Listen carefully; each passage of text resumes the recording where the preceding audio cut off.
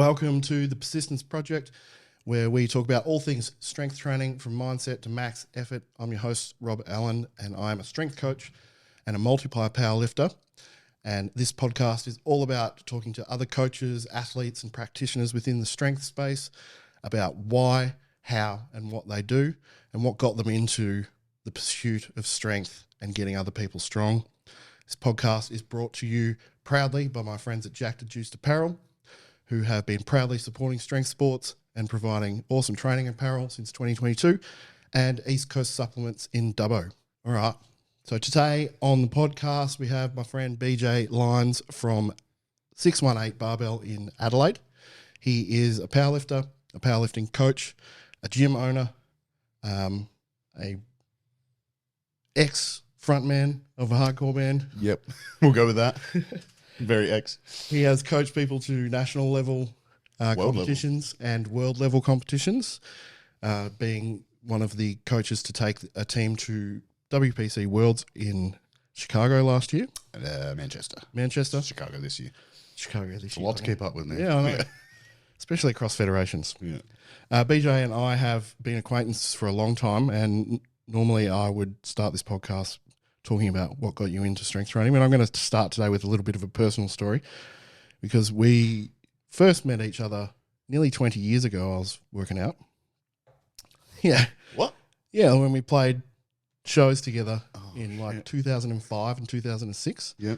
That was my first introduction to you as a person. I don't think we ever really met. We just knew who each other were. Yeah. And I just remember being quite intimidated by you because you were big and confident, and I was skinny and not confident. And fast forward 15 years later, about 5-6 years ago, I was in Adelaide a lot for family stuff, and I wanted to go to a powerlifting gym, and I'd competed at PTC in Melbourne. So when I looked up powerlifting gyms, I found PTC Adelaide, which was transitioning to 618 at the time, I believe. And so I thought, I'll go there, they'll have good stuff. And I went in, and you showed me around, and I'm thinking the whole time, I know this guy from somewhere. He's looking really familiar. I just felt very familiar with you. I'm like, he's definitely a hardcore dude by the tattoos, and trying to figure out, where do I know him? About halfway through my squat session, I'm like, hey, BJ. And you're like, yeah, mate. And I'm like, did you just play in bands? And you were like, I fucking knew I knew you from somewhere. So funny, isn't it? And then, such a small world. Yes, the world just got smaller Yeah. again. I think it's, I've told that story a few times to people. I'm just like, it blew me away that kind of came back around. Yeah, it's such a small world, and I really find the two genres sort of cross over more than you'd think they would as well. They do. Yeah. There's so many ex-hardcore dudes, or old hardcore dudes into powerlifting, and they go very hand in hand. I had Chris Mott on recently, and watched that one. Yeah, he's also a hardcore dude. Yeah. What's his band currently? Hell on Earth. Hell on Earth. Who I went and saw last weekend. Yep. And managed to get myself kicked in the guts really hard. Yeah, you said, yeah.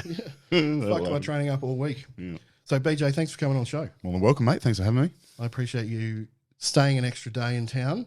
You just competed yesterday. How are you feeling? A little bit tired today. Not broken though, which is really good. Last comp I walked out of, I separated my collarbone on my last deadlift, so that put me out for a couple weeks after that. So this one, knock on wood, nothing's broken yet. So just tired and a bit tight. And you managed to walk away with an all-time PB deadlift. Yes, I did. 272, the elusive 600 pounds. Yeah. That one meant a lot because I've dropped that multiple times. I've been strong enough to pull it, but at the time I was pulling hook grip and it just kept slipping out of my hands, and that was quite a while ago. So back there now, pretty happy with that. That's awesome. It was very cool to see. It was I could see how much it meant to you. Yeah, had to go to a dark place for that one. Yeah. Yeah. So when did you start competing in powerlifting? My memory is real bad, especially with dates and stuff like that. But I believe my first competition would have been around 2013 or 14, I think. Yeah, it was a GPC meet. We didn't have novice comps running at that time in Adelaide, so I jumped straight into the spandex with GPC at Fuzzy's Power Gym. Can't remember exactly what comp it would have been, like a States or something like that. Yeah. Yep. And so what got you into the gym initially? Into the gym initially, funny one. I always did active sports growing up. Basketball through school, found rollerblading, so in aggressive rollerblading when I was in school. and was obsessed with that. And then I got into the music, so I stopped doing sort of anything physical. And then a few years after my band broke up, I went on a Bucks party where we went paintballing for like 2 hours. That was the first time I broke into a jog or a sprint in like 4 years, and I could not walk for 6 days afterwards.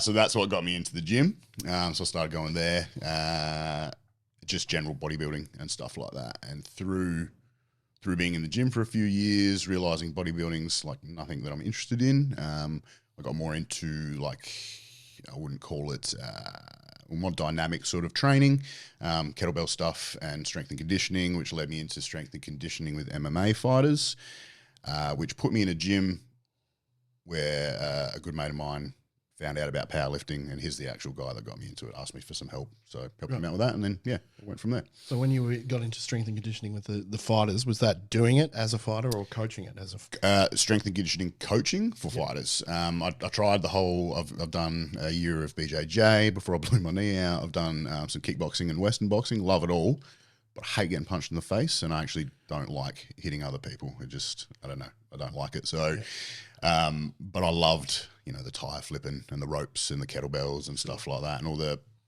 general dynamic flexibility stuff that they did is what got me into the training. So when you got into the gym and you got into that type of training, what piqued your interest in starting to coach it? I think probably like I've watched a few of your podcasts, and I think most people say it just sort of organically happens. Yeah. I never really intended to be a coach. Always wanted to own a gym, like most people that get into the gym in their early 20s. I thought it'd be cool. Yeah. And then through looking to do that, I looked into qualifications. I got some qualifications, and then just starting to work like with the real basic sort of class stuff. Just found it was a way that I could actually help people, which fills my cup a fair bit. And just with, my education and my struggles with education at school, it wasn't really anything where I could go into to be a role model and help teach people apart from lifting weights. And that's what got me stuck into it. Yeah, seeing the positive outcomes and the relationships I formed through that, and just being a positive like role model for some people. Yeah. So that was the key. And so you got into powerlifting through that friend that introduced you to the sport. Yep. And then when did you start coaching powerlifting? Way before I started competing. Yeah, right. Yeah, embarrassingly. Not really though. So as I said, I didn't even know what the sport was, and my good friend Scott Hughes, who was a successful kickboxer, moved on from that and needed something else to do because that's the kind of guy he was. He just messaged me one day saying, I've signed up to a powerlifting comp in 8 weeks. Can you coach me? Because I was the strength and conditioning coach for the boxers at the time. I was like, what's it involve? Squat, bench, and dead? Yeah, I could do that. Easy. So, helped him out for that. That comp never actually happened. He got a little bit screwed over by the federation that it was meant to be with.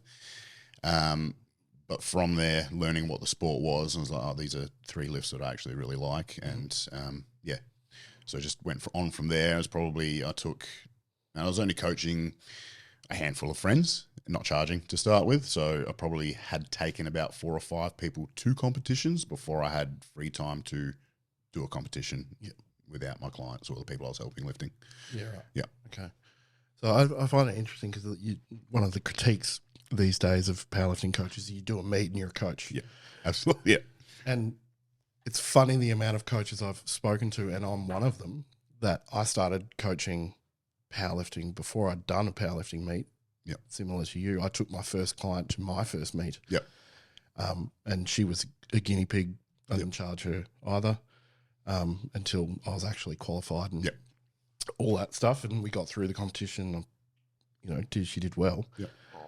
But the difference, I think, in that those people who offer online coaching straight after doing 1 meet is they start charging. Yeah. And the commonality you see between, our stories and other people I've spoken to is that they go, hey, this is really interesting. I'm going to try it out on people. Yeah. It's like, hey, will you be my guinea pig? I won't charge you. I just need to, like, you actually want to figure it out. Yeah. So in that process of figuring it out, what did that look like for you? Like, what routes did you go down and learning about periodization and all that sort of stuff?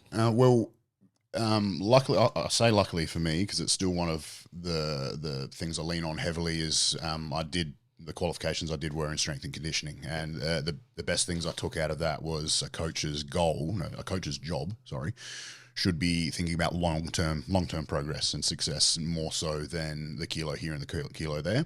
So from the very start, I've always had the attitude of like, there's no rush here. Like if you're super strong, you'll be super strong real quick. If you're not, take your time and you'll be super strong eventually. So that sort of not pushing the limits too hard allowed me to have quite a few clients to try things without breaking them, to collect data and see what works and what works for other people, etc. So I got inspiration like everybody else did back in the day, probably mostly from Cube Method from Brandon Lilly. Yep. Just general 531 stuff like that, and just tried it out, saw what worked. Collect the data, which is the most important thing. When you don't know what you're doing, you try something, can you write it down, what works and what didn't, and then try to get on the next person. So it's just been over the 10 years that I've been coaching that I've, gathered most of the information that I've got. I haven't done a lot of study and education with other coaches. I've done some, but most of it's just been trial and error with the people that trust me to lead them where they want to go. Yeah. Yeah. I do think it's funny though. So I just want to backtrack a second to what you said about the coaches. I think it's a little bit different for us, I imagine, because the Instagram and social media wasn't as big of a thing when we started doing it. So I think the biggest trap for new coaches or new powerlifters, I think you might have spoke about this on one of your last podcasts, is identifying as a powerlifter very quickly. Everybody wants to label things these days, I feel, and yeah, like you said, when someone's done one coach and they're already labeling their Instagram profile with powerlifting coach, it is a bit, it's a bit cheesy. It's a bit, But for us, we did the same thing, but we did it behind the veil of everything because there was no post to get clients and stuff like that. It was more word of mouth back then, I think. I think the devil's in the details and that sort of stuff. It's like how you go about doing it, whether you're doing it with the genuine interest to learn and get better before you start actually doing it, or you're just doing it to try and make money so you don't have to work a normal job and you can just because there's definitely identify as a powerlifter. It's definitely a route you can take these days, unfortunately. Yeah, and you see a lot of coaches that are coaches just to really bolster their income, pay for their lifestyle of being a powerlifter. And they pump out lots of high level or high frequency programs, not high frequency training, but it's just templates essentially. Might be advertised as individualized, but it's just, it's bulk. It's like, the Costco of powerlifting. Good way to put it. Buy in bulk and just get, a lot of people doing stuff. And, if you've got 100 people and 20 of them get strong, that looks good for you. Even though 80 of them fell off and didn't do very much. Or if you're like a more low frequency coach, like I imagine you're all like me in that regard. We have less clients, but spend more time with them.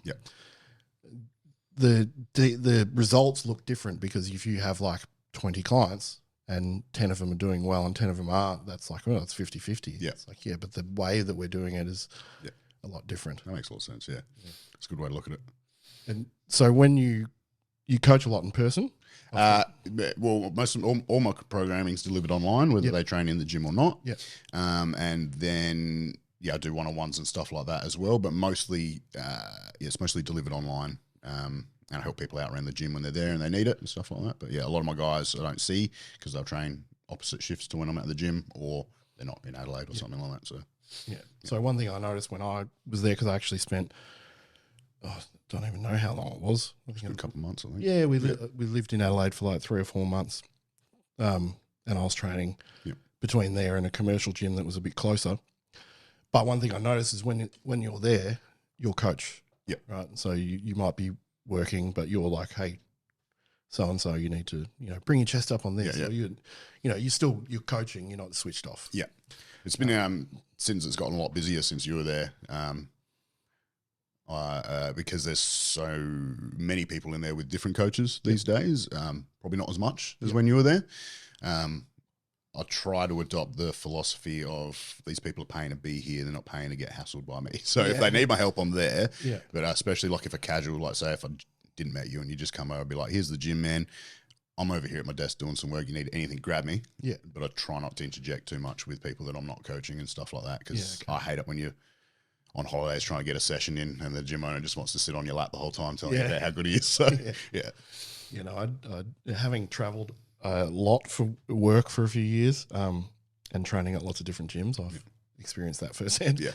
When people just want to tell you about themselves and how great they are, but usually they don't have a lot of input, especially like as an equipped lifter, they don't even know where to start. So it's good. They just ask lots of questions. Yeah. Well, you weren't doing equipped yet when you were in Adelaide, yeah? No. I just, we were living there, that was when I first started training conjugate, but I was still competing raw. Yep. Yeah. Sick. So I was going through lots of process of trying to open up my hips. Yep. Just to pull sumo and box squat without looking like I was, a baby giraffe. Which I still look back at some of those videos from being over at 618, and I'm like, I was actually showing one of my clients the other day as an example of how the SSB can progress your upper back strength over time. Yeah. I remember being there in the mono, setting up for like a heavy double with bands and just getting absolutely stapled by it. It's the ugliest squat I think I've ever done. Yeah. And I remember Sammy was there running the gate. You were spotting me. And Sammy was running the gate. And I hadn't spoken really 2 words to her. Yeah. And she closed the gate and goes, yeah, that was ugly. Yeah. I was like, oh, I like you. Yeah.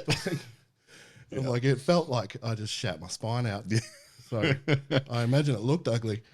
But that's one thing I loved about the 618 when I was there. It's like you've built a community. And whether now that you've gotten busier and there's less people that you coach in the gym or a higher frequency of people that you don't coach, and you have more coaches in the gym, as I understand it, apart from you and Jack. Yep. But the community of the gym, I hope that's remained. It has, yeah. I'm a little too humble sometimes, but I'm pretty confident to say that's still there. That's probably the biggest compliment we get, especially when we run meets and stuff like that. Anybody that comes into the gym, that's usually the first thing they say is everybody's so friendly, which has been the most important thing to me from the start. Like, as you know, any Tom, Dick or bullbag can go open a gym, but if people want to be there, it has to be a nice place, basically, full of nice people. Yeah. And really that comes down to the owner. The owner sets the standard. So you can have good people, but the good people don't come unless the owner's a good person. So that's a testament to yourself. Thank you. You've built that community. Cheers. So, and like, I think our gym, Hunter Strength's the same. Yep. Because Leroy is who Leroy is. Yep. The people around him are loyal and good people. Mm-hmm. And that stays really tight knit. Like, people are scared to train at our gym because they look at it and they go, holy shit, everyone's really strong. And like, even our girls are really strong. Like, we've got multiple mid-200 squatting girls. Sick. And it's like, so most people look at it and go, oh no, I'm not strong enough to train there. Yeah. It's like, yeah, but if you just came in, you would see that everyone's friendly as. That's the hardest bit, isn't it? Like, it's like a pit bull, you know? Like, people are just intimidated, but once they get to know them, like, they're generally always good. Yeah. It's the same as that's what we tell everybody. Like, when someone comes in and I can see they're just like, a little bit taken back, I'm like, don't be. Like, everybody here is strong as balls, but they've been here and they all weren't when they came through the door. So they all accept that. And but it's just hard, getting them to get that first session in to feel comfortable. But once they do, it's always good. Yeah, it's like anything. I think when I came there, that was like, I'd been in powerlifting gyms for comps. Yep. Never trained in one. Yep. So when I first trained there, I was like so excited. It's like cast iron plates and, deadlift bars. And I remember I was trying to break hook grip in at the time I was over there. Yep. And I failed 200, which I could pull easily on like the commercial gym bar in hook grip, but then I tried it on a Goliath or something. Yeah. And I was just like, holy mackerel, that's that's sharp. Yeah. I think I remember, now that I'm telling that story, that you're going, they're pretty spicy, those bars. So that's great to hear that the community's grown and you've retained that. I've been watching it obviously for years now, and communicating with you on and off. The comps have really grown. You've really built CAPO up a lot. Yeah, in South Australia. Yeah, we're really proud of that. Yeah. So you hosted nationals the last 2 years running. Yep, 22, 23, which looked like amazing events. They were. Yes, we had a lot of fun. We got a lot of good response as well. Yeah, so. I imagine now it's nice to take a breather. Let someone else run the show. Yeah, bro. Yeah. Good luck, Queensland. No, they're going to kill it this year. They're going real well. But man, that was a tough It was just tough 2 years. Like as soon as we committed to nationals, it was like we were like 12 months out or something. But like the stress just ramped up rampantly, one would say. But it was really good. It was so worth it. I made so many, and I'm real bad at like, and any aspiring coaches out there, this job is all about networking and being a good dude, I think, to create good networks. But I'm terrible at like my social anxiety. I meet someone like, yeah, cool, hey, how are you? And then I run away and try to like get away and I forget their name. But I made heaps of good connections out of that, which don't come that often when you don't get out of your state that much. So just a lot of the other state delegates, and then like following that after 2023, I took one of my clients to Worlds, and I'm a pretty nervous guy when I travel and stuff like that, but it was good just to have like different people that I could hang out with and chat to a little bit. Like Manny from yesterday, we got along heaps well at Worlds and stuff like that. But yeah, it was probably the biggest thing we've taken on for sure as a gym. But as you said before, with the community, like those comps were only that good for all the work we've put in on our team and our team's put in at comps leading up to that. So it was real stressful to set up and organise, but once the day started, just ran because our guys kill it so well. Yeah, well, having run a lot of comps and busy comps too. Yep. Like your comps aren't little ones. Yeah, they're getting there. They're still not like little old Adelaide, you know? Like 45, 60 is massive for us in Adelaide. Like yeah. Especially in 618, like it's not a huge gym. No. So that's a lot of lifters in there. So, what lessons did you learn from running nationals the first year? Because you kind of figuring everything out for the first time. Yep. And no doubt when you were running it, you were like, well, we missed this, we missed that next year. Like, did you have a debrief as a team afterwards? Yeah.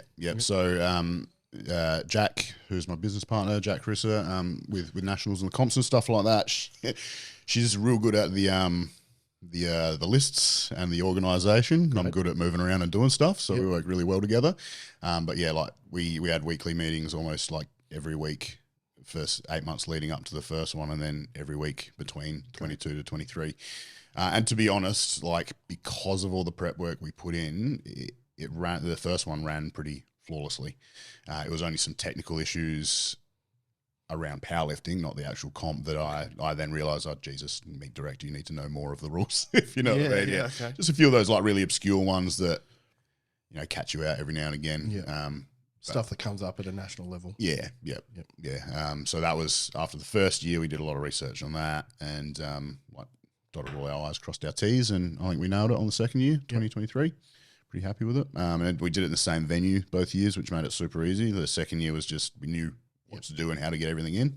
The first year it was, we were just hoping we'd get the monos through the door. Yeah, which luckily we just squeezed them in without having to break them down. But well, as we were talking about yesterday, because Hunter Strength ran GPC Nationals last year and running it again this year. So picking your brain about this is not only interesting for people listening, but advantageous for our gym. Like, what lessons can we learn? If you guys need any help, you know, I'm just a message away as well. Yeah, cheers.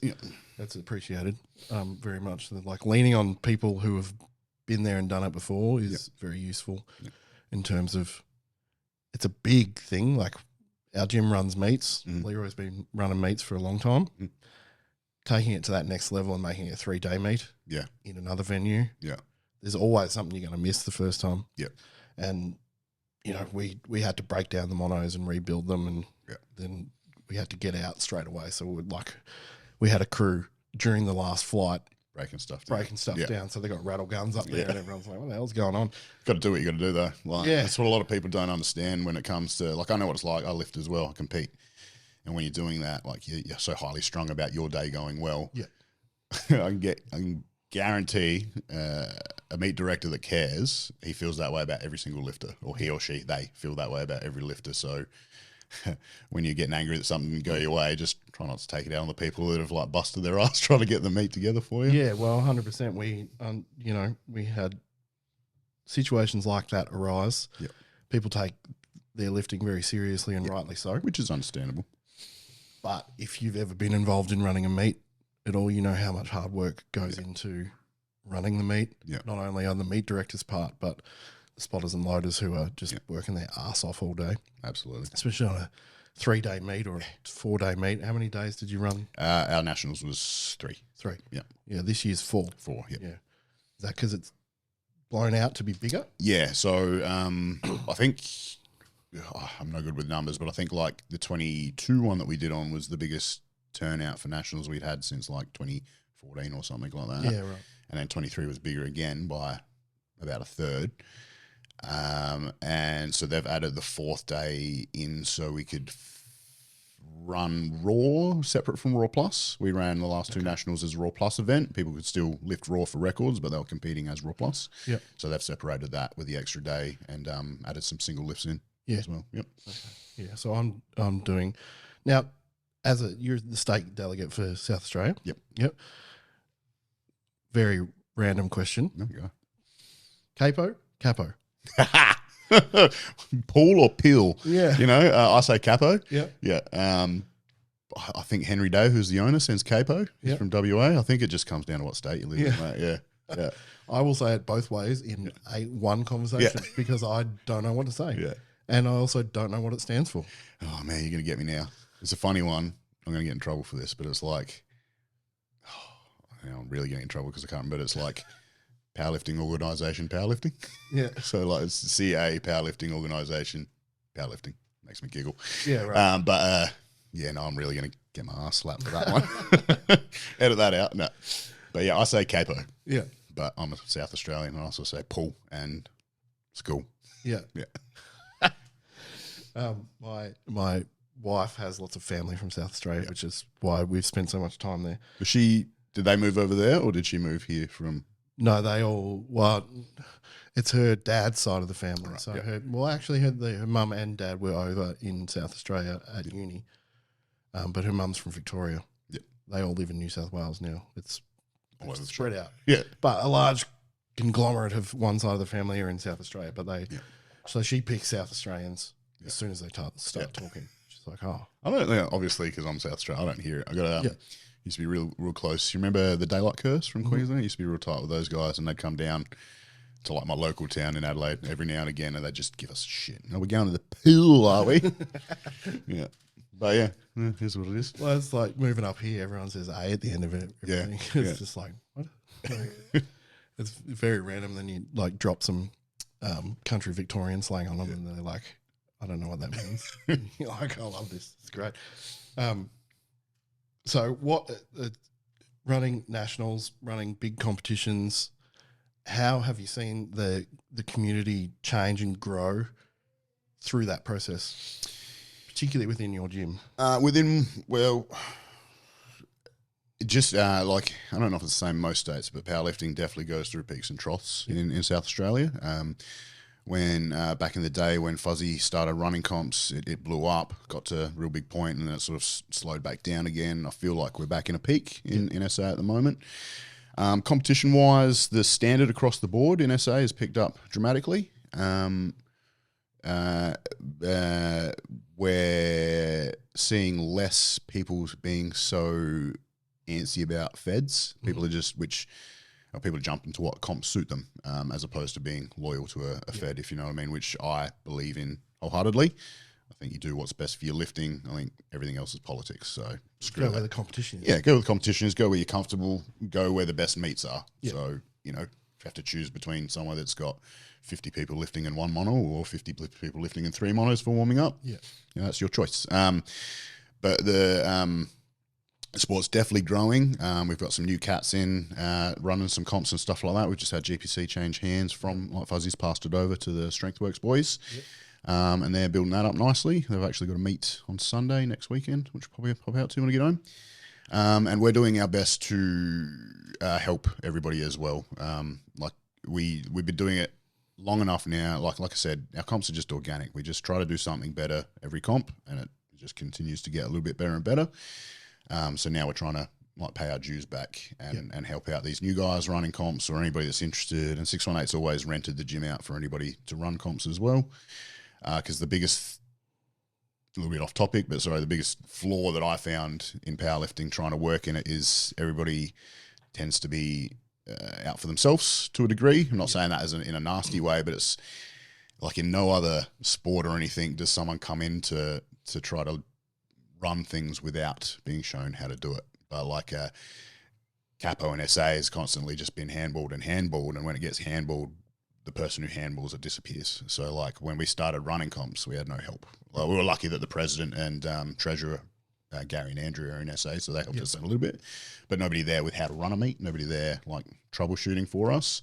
So that's been our biggest goal, is to like help everybody get to our level or above if they can, because it's always been my argument, like it's powerlifting gyms out at each other's throats trying to compete against each other. Like I understand it's competition, it's people's livelihoods, but I always say rising tides float all ships, and if every gym in the state gets 20 people into powerlifting every year, then there's 100 people more in the sport to share around to the gyms instead of trying to poach and fight over them, if that makes sense. Yeah, you are perfectly welcome to swear. Yeah. Yeah, sweet, fucking sweet. Yeah, I've checked the box on YouTube that says it's not made for kids, excellent. so we will not get censored. Sweet. I agree immensely. Like I've just done my first capo meet. Yep. I'm coming up to nationals this year. Sick. But I'm following the competition because I'm multiply. Yep. And old. I'm kind of at the top of GPC. Yep. Right, like in a master's level, there's records and stuff I can chase, but there's not a great pool of lifters. Yep.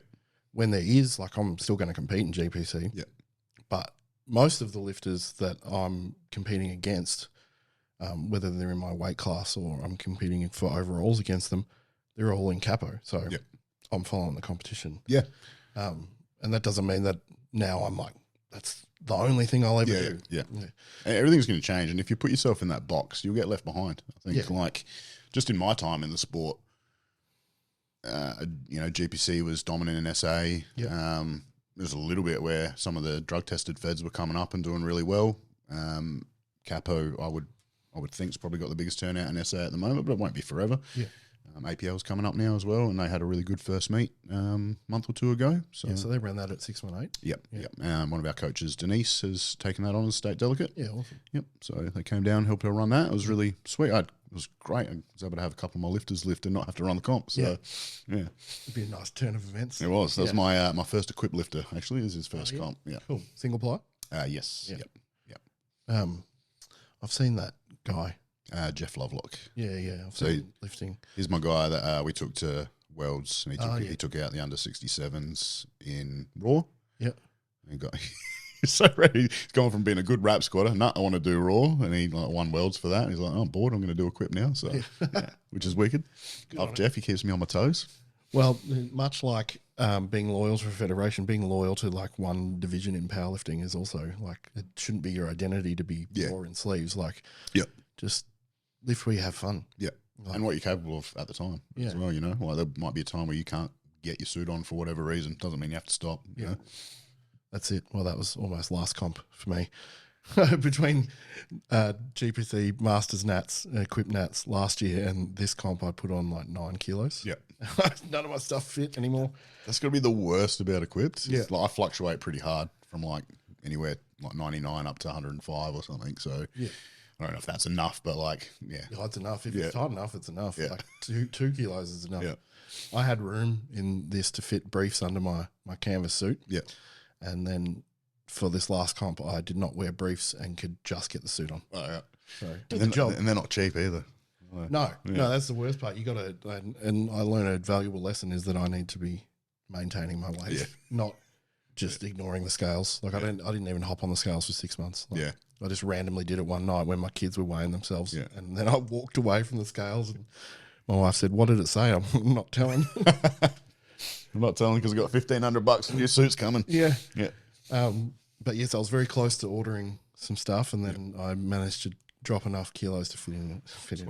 But I like wrapping your identity around a federation or a division. It's like it's all powerlifting. Yeah, and we're so small. Yeah, even though it's growing and it seems big because we're living in the bubble of powerlifting. Mm-hmm.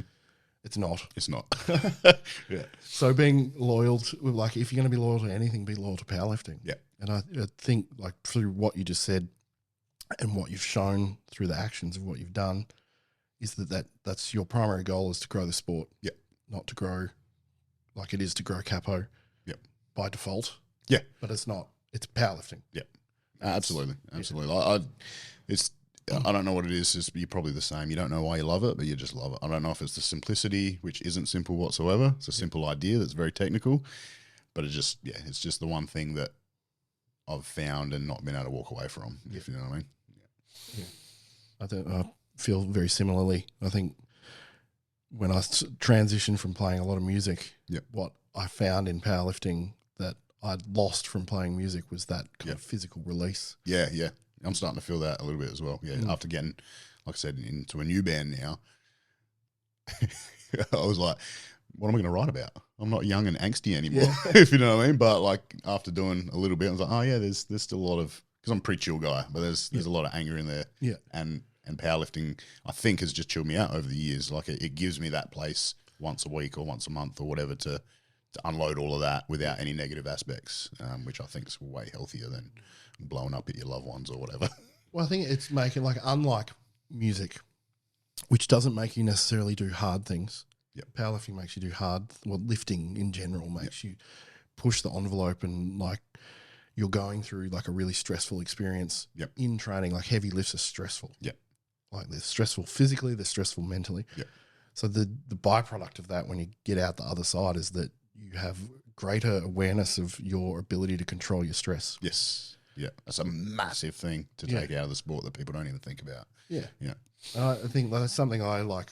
You know, I've got clients who have diagnosed PTSD and, you know, diagnosed ADHD or depression, or they've been like in ruts for years, or they just feel lost. And it's like, if there's one thing you're going to take out of this sport is that you have the ability to control that through doing hard stuff. And it's not like if you just do powerlifting, it's going to make you better, or lifting heavy, it's going to make you better. It's like you have to actively think about that byproduct as being the result of what you're doing.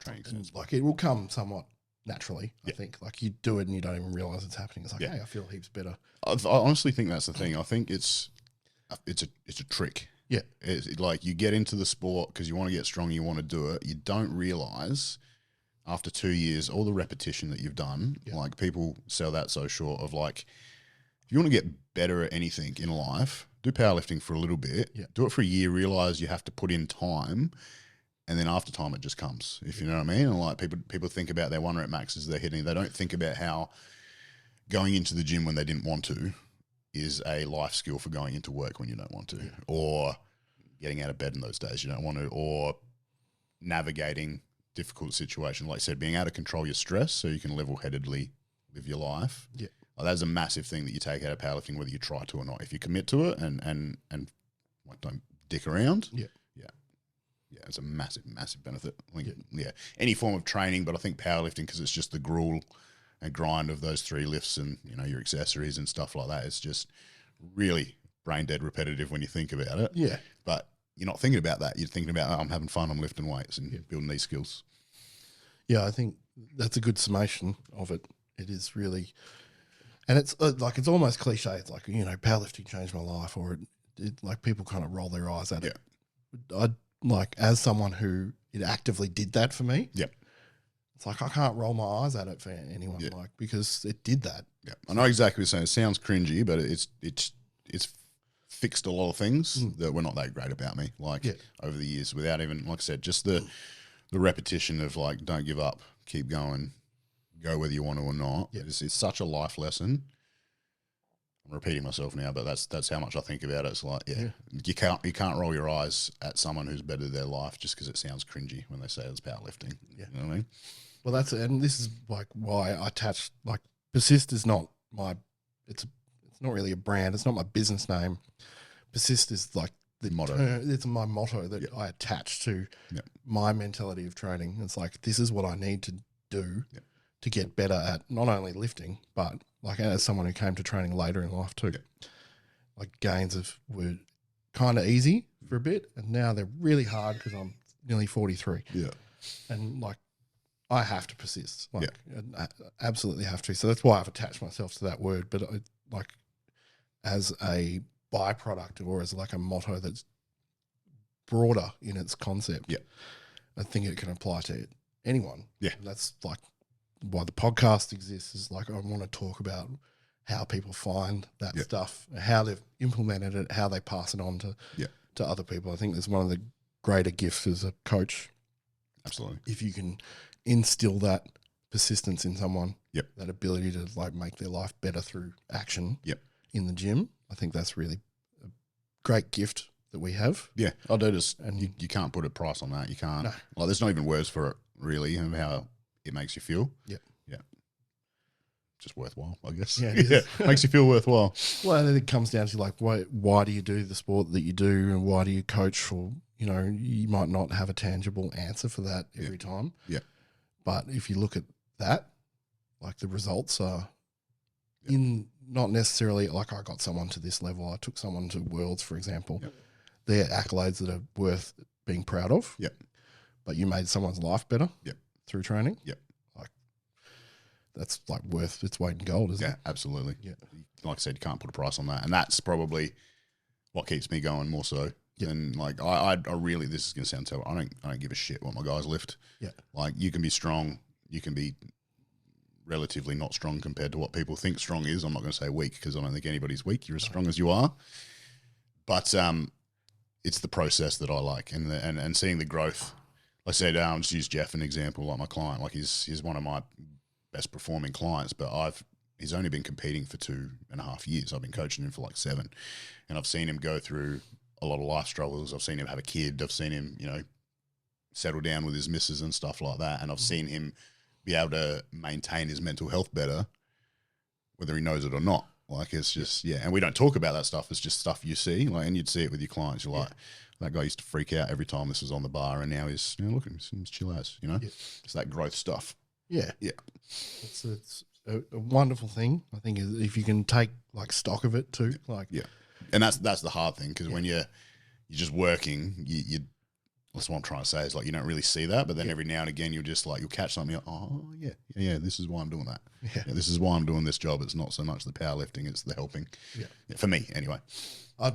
Honestly, I think that every single person I've spoken to on this podcast, and probably every person I will speak to, does this because helping is the goal. If you do those personality tests, where what are your kind of main drivers in life, acts of service would probably be that. I'd imagine, of us.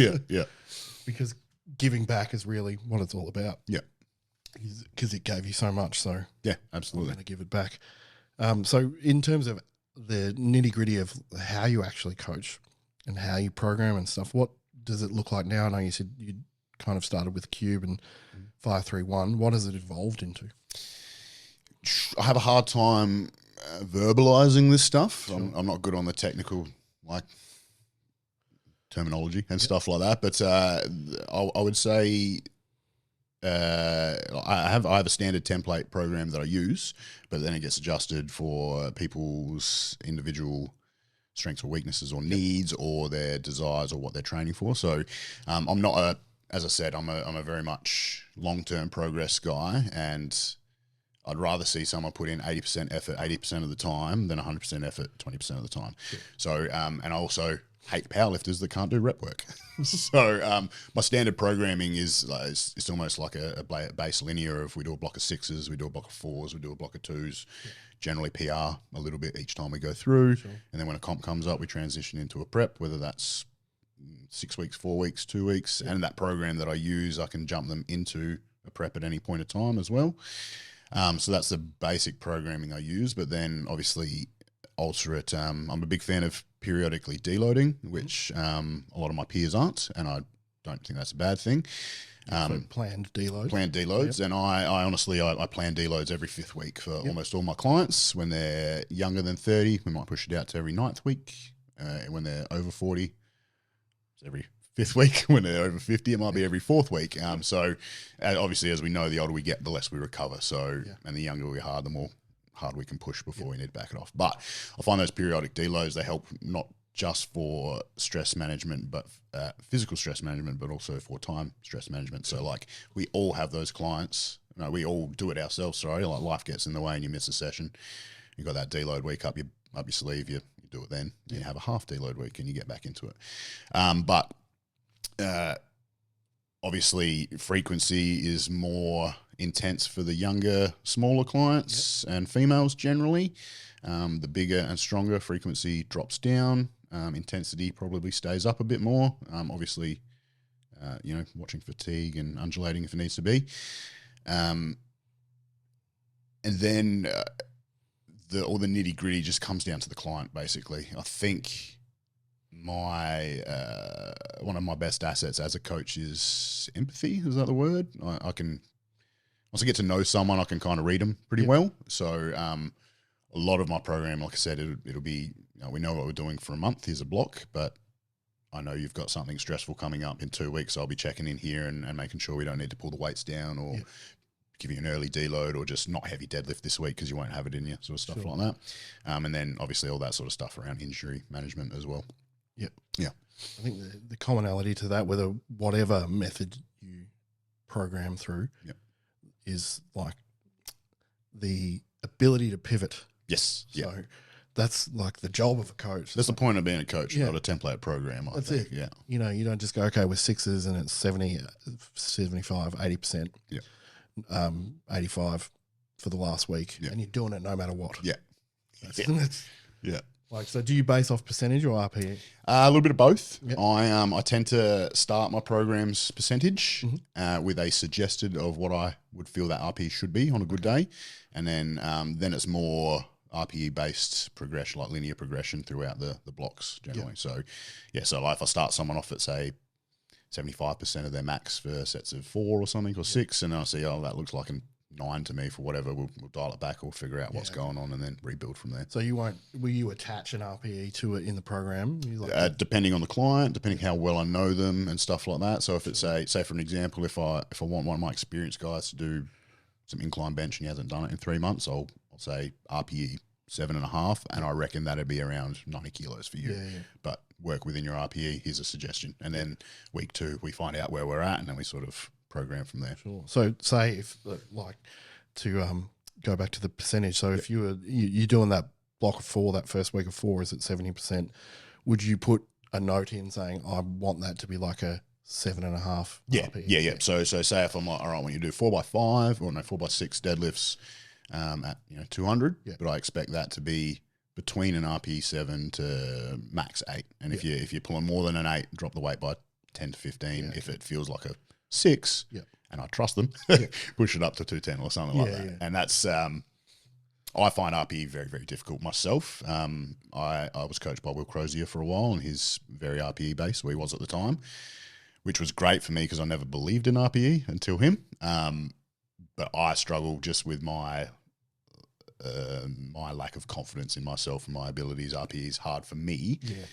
But I can see RPE very well in my clients, if that makes sense. So I'm always like, here's what I want you to do, but we want to be working within these realms of the RPE. Yeah. I find that's a really interesting thing because RPE is huge. Yeah. Now everyone thinks that it's the be-all and end-all of powerlifting training and that it's like the greatest thing since sliced bread. And it's like, well, this is just auto-regulation, right? Yeah. So it's prescribed auto-regulation. Yeah.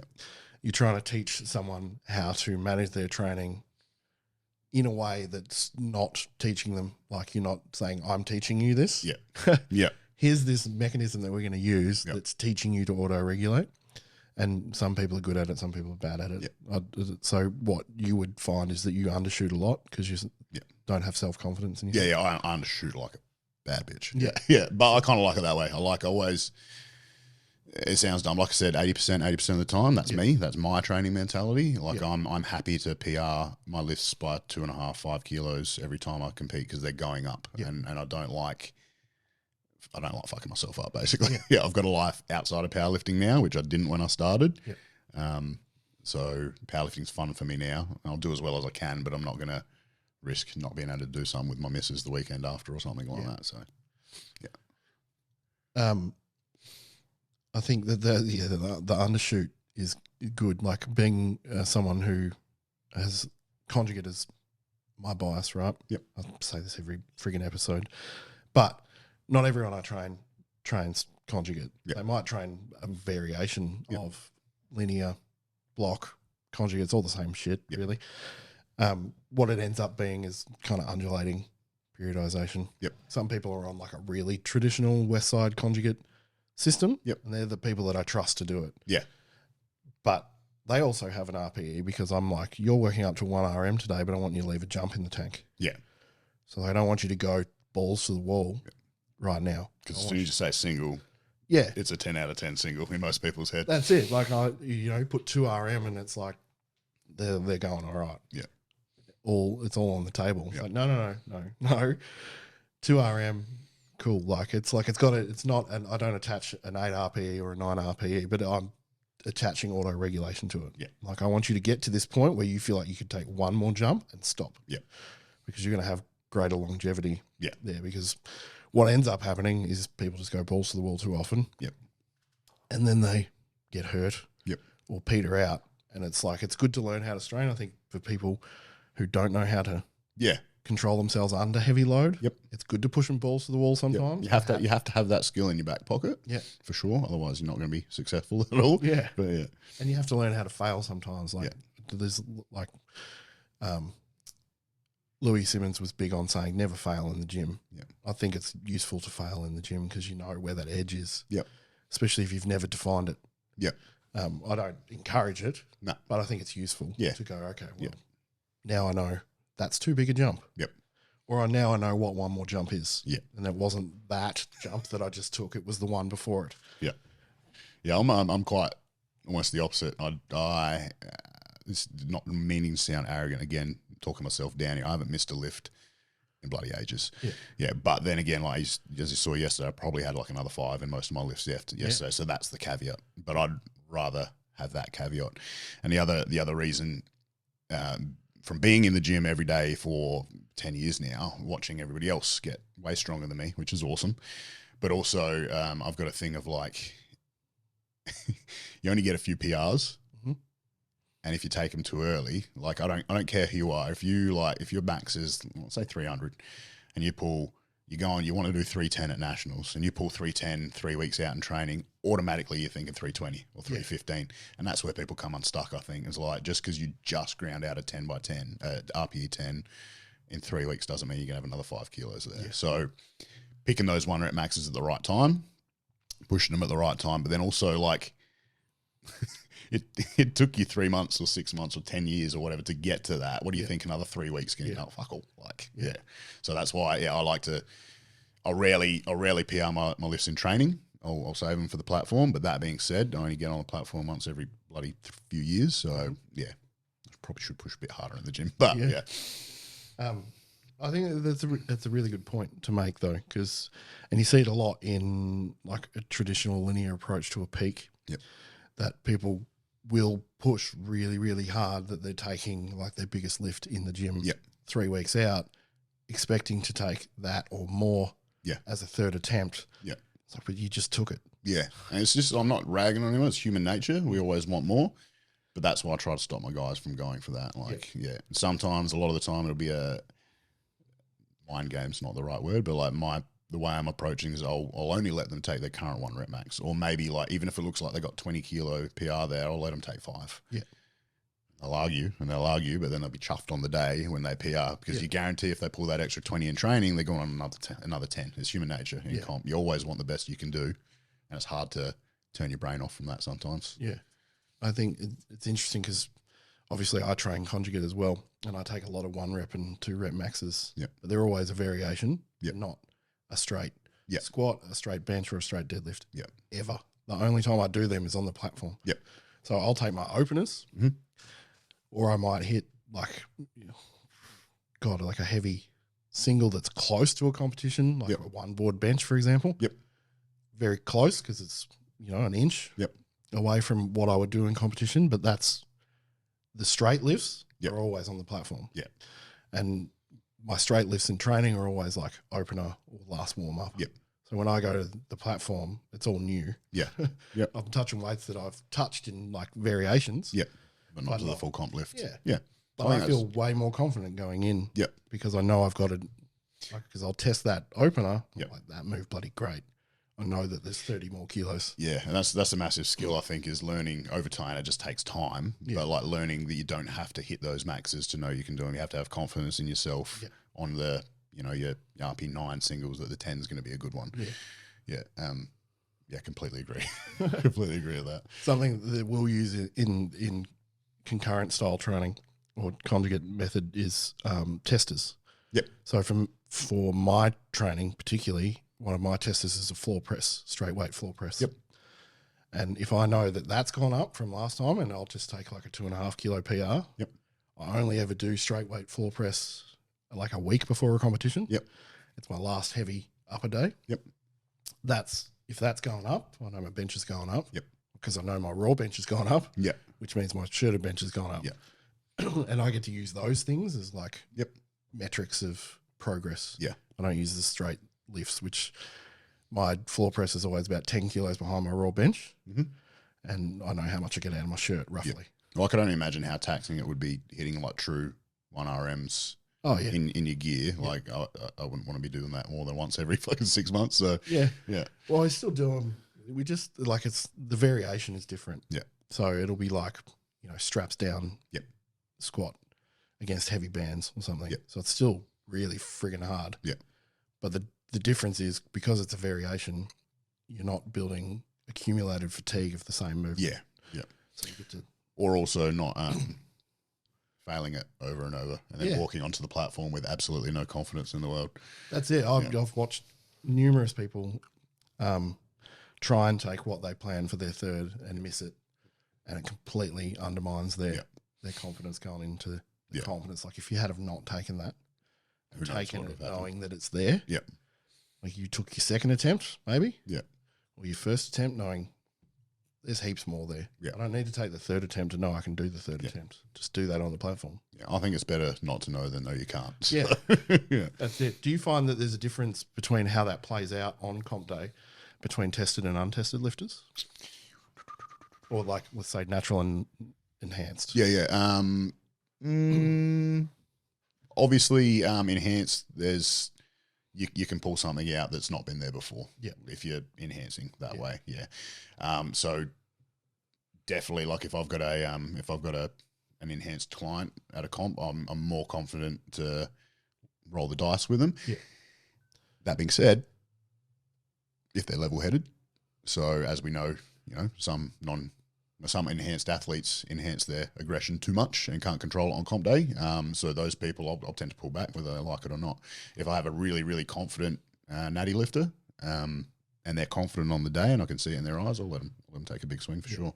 It's more the confidence, and that's what I find is one of the negative things with enhancing that a lot of people don't think about is you're enhancing everything. You're enhancing your focus sometimes to a point where it's just too pinhold, if you know what I mean. You're concentrating on that one lift, you've missed your bars loaded, it's called.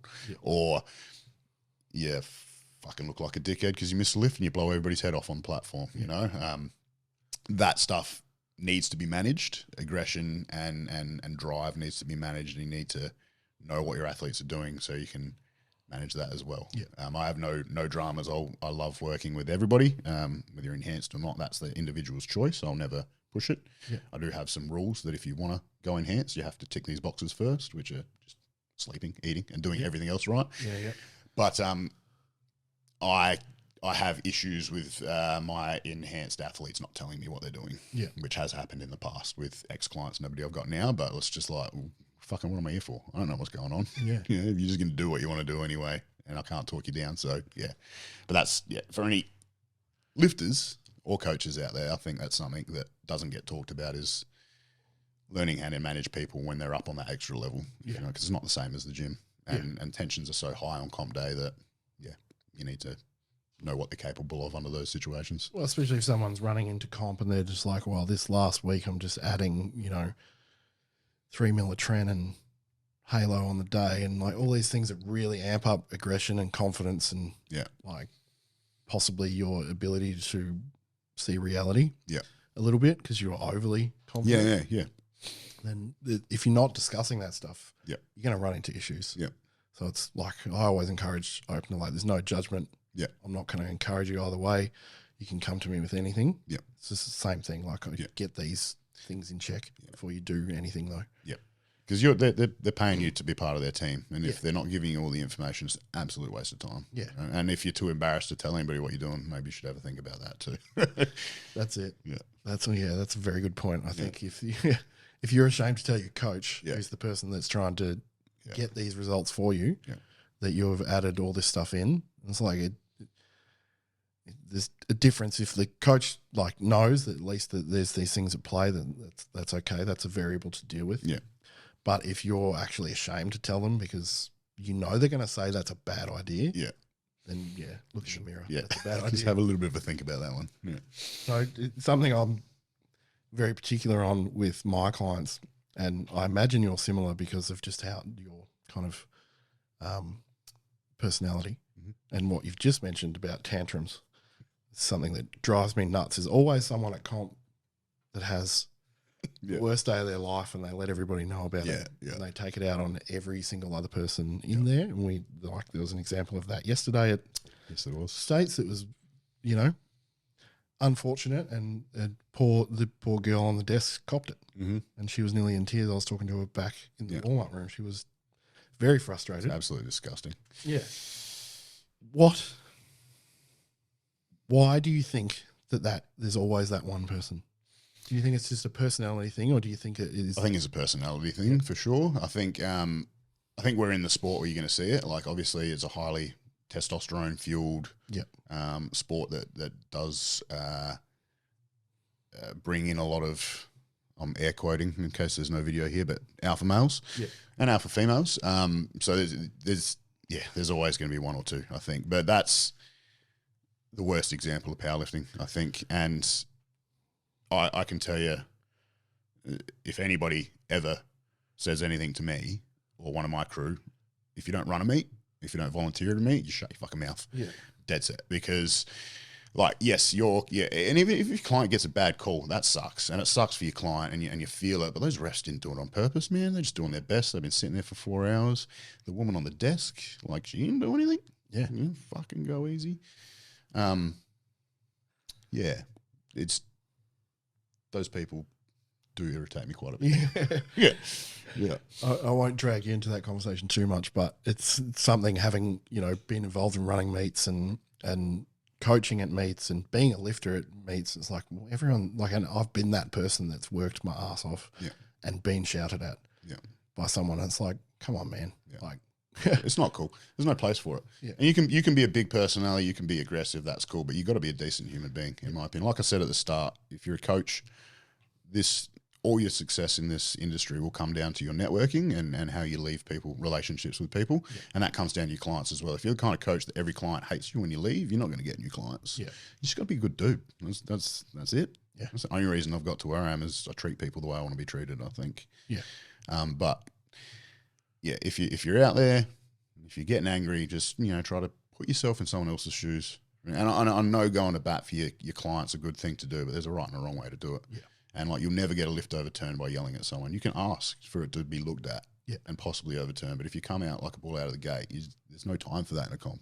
And you got to remember as well, while you're standing there firing up, there's probably some other poor mother trucker sitting there in knee wraps just waiting for their turn to squat, and you're ruining the rest of the comp for everybody else. So, yeah, it's not all about you. No, it's not. Is the short answer. Yeah. It is an individual sport that is, there's a lot of people involved. So we got a pretty firm stance. We got real lucky in Adelaide. Like, most of the people that come to our comps are good, but I'll disqualify someone. Yeah, sportsmanship to me is the biggest thing in any sport, particularly this one, because it gets overlooked so much. But the best lifter in the world, I'll fucking kick him out if there's an arsehole to the people that are donating their time to be there for that lifter. Yeah. I think the biggest thing that people forget in those moments is like someone's given up their day or their weekend or multiple days past the weekend if it's a big event. Yeah. And it's probably not the first time they've done it either. No. Yeah. And they've never been thanked. Yep. They've never been celebrated or paid or anything. Yep. They're just doing it because they love the sport or they are a dutiful partner who's getting like my partner. Yeah, like mine as well. Yeah. So my wife did the best desk operator in the country. Yeah. There you go. So my wife ran desk at GPC Nationals. Well, was not running the computer. She was doing the attempts. Yeah. and that was a big jump for her. She'd done it at a local comp, but not at a national level where the coaches are all just on you. Yeah. And like jostling for position on, changing deadlift attempts and stuff like that. She's like, this is wild. But she loved it. But getting blown up at. Yeah. The main thing I would say that, and I repeat this to my clients all the time. Do you know who Bob Merck is? No. He's a multiplier lifter from the States. He was really strong raw, and he moved into multiplies number 2 in the world. Yep. 1,100 odd pound squat. He's benched 1,000. He's a really strong dude. He said on, I don't know if it was a podcast or just in passing once, no one is going to remember who you are if you're a dickhead. Yeah. They don't care how strong you are. Yeah. They don't give a shit about anything other than how you treat all the other people around you in that moment. And that is the biggest thing my wife took away from National. She remembers every single lifter and every single coach that said thank you and please. Yeah. She's like, I remember him. He was really nice. Yeah. Yeah. And you remember those people way longer than the ones that were rude. Yeah. I remember the ones that are rude way too long. But, Yeah. And I'll just backtrack for a second as well. Like, it's high stakes on comp day. Yeah. And as a coach, I get really wound up sometimes as well. And if you do blow up, all it takes is apologizing after, that's the big thing. If someone's going to make a big deal and then doesn't even have the foresight to apologize, that just says a lot about them, I think. So, yeah, I think like there's always going to be stressful moments. Yeah. I don't think a state level meet for a first time lifter to blatantly call out who I'm talking about is the time to do that. No. But, maybe at national champions where we're looking at podiums, you could be excused for being frustrated. Yeah. But you don't get excused for not apologising. Yeah. Frustration's fine. Like even like a bit of anger. The anger's a healthy thing. It's healthy to get angry sometimes. It's not healthy to direct it at other people. But if I see someone standing yelling at themselves in the corner, I wait till they calm down. If they calm down, it's all good. But aggression, not a bad thing. Being aggressive to other people, there's no place for it in the sport, I don't think. Yeah, there's one thing I'm seeing more often is just like low-level lifters at low-level meets, not to diminish the meets or the lifter, acting like they're top-level lifters at a top-level meet in their attitude. And it's just like someone needs to pull you aside and rein that ego in a bit because you are not that dude. Yeah. Like if you look at the people who are those guys, they're not acting like that. No. So. And if you do act like that, you'll never get to that point either because you become so butthurt or pissed off with the sport, you'll leave. Yeah. Instead of looking at what you're doing wrong and improving it and then being successful. And it really just comes down to if you want anything to be remembered from what you did because you're the only person who's going to remember what you lift. Yeah. Ultimately. Yeah. That and open powerlifting. Yeah. Because that will be on the internet forever, probably. People are going to remember how you act. Yep. So act accordingly. Yep. Yep. No, I completely agree. Yeah. Yeah. What are we looking at is next for 618? Firstly, how many coaches work there now? Currently, we have got 4. Yeah, 4. Myself, Jack, Jacob Noble, and Denise. Yeah. So yeah, we're pretty stocked for coaches. I don't like too many cooks spoil the broth. Sometimes it's always an open door. If anybody is listening and ever wants to have a chat, come chat to me. But we try not to have too many people in there. And our coaches, we have the right coaches working with each other. I'm not going to say any of us are the best coaches in the world, but we all have that respect for each other. So we get along fine. And Denise doesn't get butthurt if I see something and help her client when she's not there and vice versa and stuff like that. So that's quite good. What's next? I'm in that limbo stage of things are going really well. So it'll keep going the way it is. But I'd really like to upsize the gym, mostly for competitions. Like we've got enough room there for our membership base, but on comp day it gets pretty chockers. And we got enough space. We've got 300 square meters, but I just like it to be a bit more open so we get more spectators and stuff in there. Yep. We'll be obviously taking the team up to nationals this year. How many are you looking at having up at nationals? Not as many as we're hoping, just due to a lot of our juniors have got like uni and stuff at the time and the travel. Okay. But should at least have between between our coaches should at least have 10 Yeah. and 15, hopefully. Yeah. So that'll be good. And yeah, just doing more of the same, man. Like we're really digging at the moment. Like we had a really good novice comp at the moment. So we're trying to find ways to sort of get the word out more to people that don't know about powerlifting and help build that and just keep supporting the other gyms coming up. Yep. Stuff like that. So like you said earlier, you've got, what's the GPC gym? Strength Works. The lads are running that. They run Dean and Dylan. That's it. Yeah, I was just getting a brain fart about Dean's name. Sorry, Dean. Dean and Dylan. So they run that, but they run the comps out of Southern Strength and Conditioning, which is down south. Yeah. Yep. So they got a meet next Sunday, I think. Yep. And I said APL's picking up now. They've got their second one booked in. I think it's in August, just after our nationals. And yeah. Is there any of the APA comps happening then? Not yet. Not yet. I think someone's trying to pick it up as a state delegate, but I haven't heard what's happening there. Was there an APU? Yes. Yeah. So my mates, I get so confused with like USAPL and APL and APU. But APU, they're building up. They haven't had a comp on for a while. I think Vincent Sim, who's a member of my gym, was running that. He's state delegate.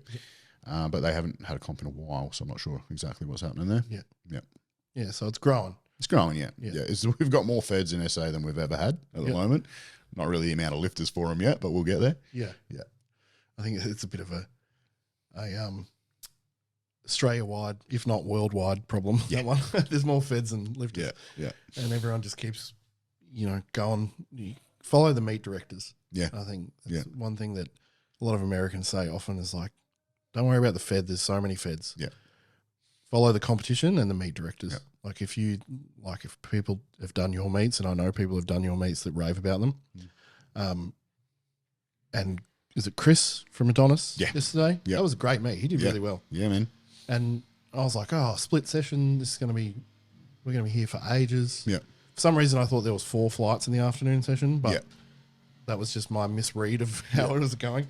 So it ran really well. He's a lovely dude. Chris is the best. And Chris, while I got a second, props to him because he's helped us like dramatically with our comps. Yeah. Like he thinks probably he's just helped us with our live streams, but like, I pick his brain, he picks my brain. Like I probably he joked that I talked to him more than he talks to his missus the other day. But I can't even remember how it happened. It was 2022 Nationals. I think he just took on New South Wales delegate.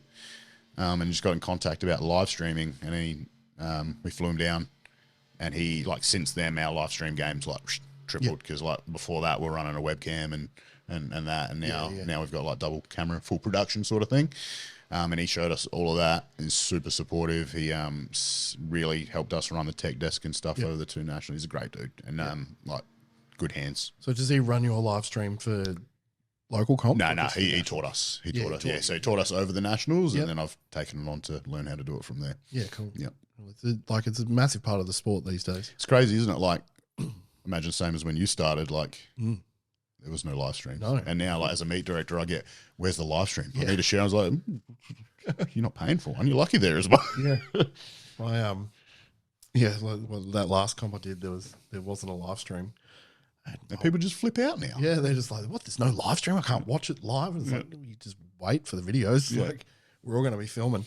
Or go, Yeah, that's it. But that's good. I think it's changed dramatically. We see way more novices coming in from having the live streams now, I think it's a massive thing, particularly with big meets being live streamed and being a lot of big meets being free live stream. I think this is one thing that IPF does really, really well.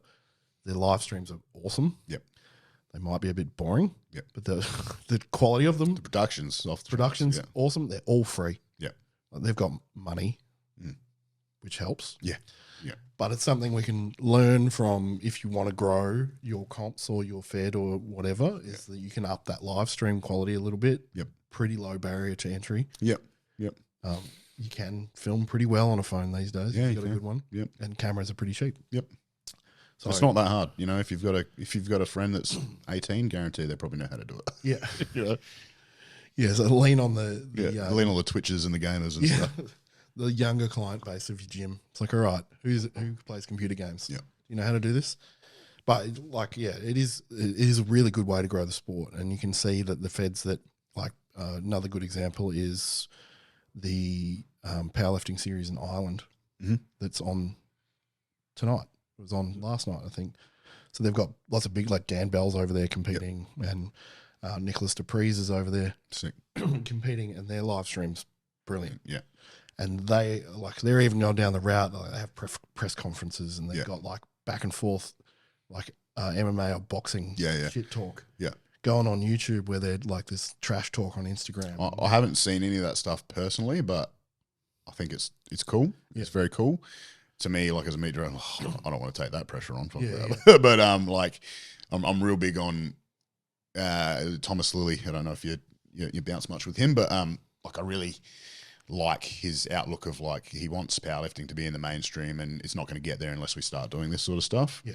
I'll leave that up to him because it seems really fucking hard, but like it is cool. And like the IPF, how they've got their like the lifters cards with their photos and their stats that pop up on live stream, all that stuff's wicked, and that's the way everything's sort of going, which I think is great for the sport. But yeah, it is a hard step to make, particularly if you're like older like us, where the tech side of things is a little bit more difficult. I had to get one of my clients to teach me how to use Google Sheets so I could use it for coaching. That is great. No, it was hard. Just my coach still writes people's programs in a notebook. Yeah, sick.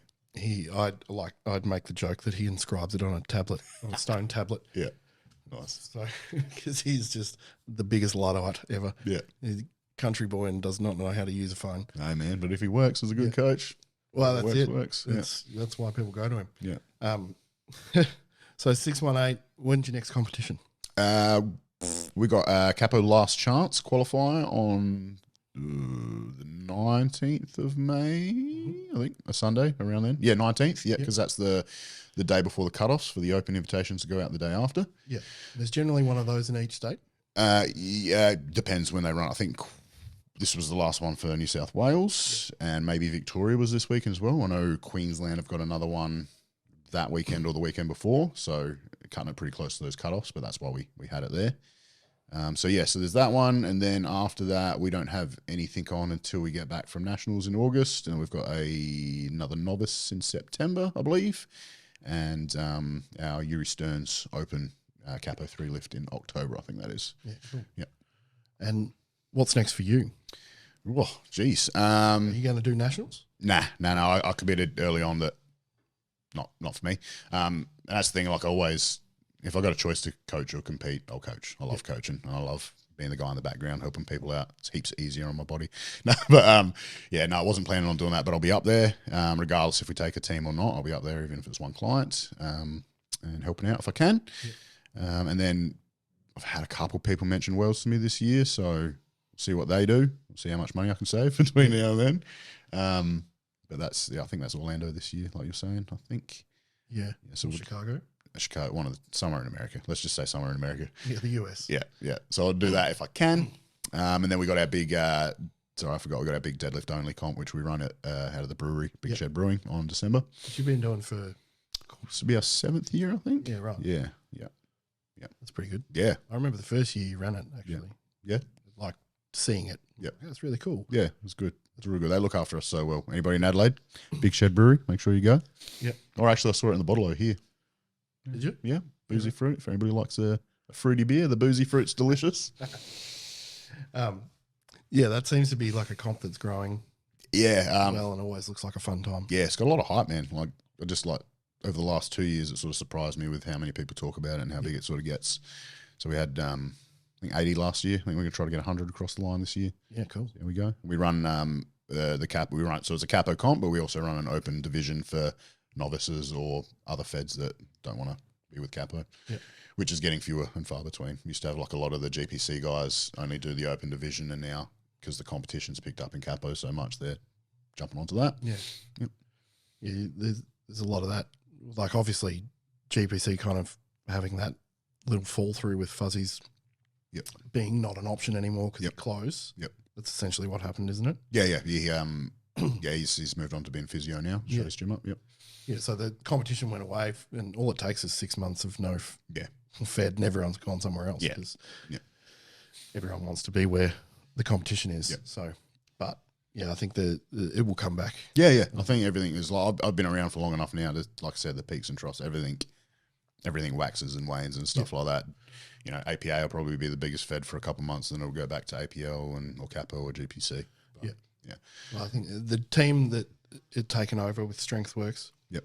those guys are looking like they're doing a good job. Yeah, they're super passionate, which to me, that's all I need to know. Like they're passionate and they're nice guys and they're polite. So I think they'll go far and they'll get people helping them that way, if you know what I mean. Yep. Yeah. Cool. Well, thank you very much for making the trip up. That's all right, mate. Thanks for having me. I appreciate it, especially after comp and feeling pretty rough. I'm feeling pretty rough and I was just wrapping knees.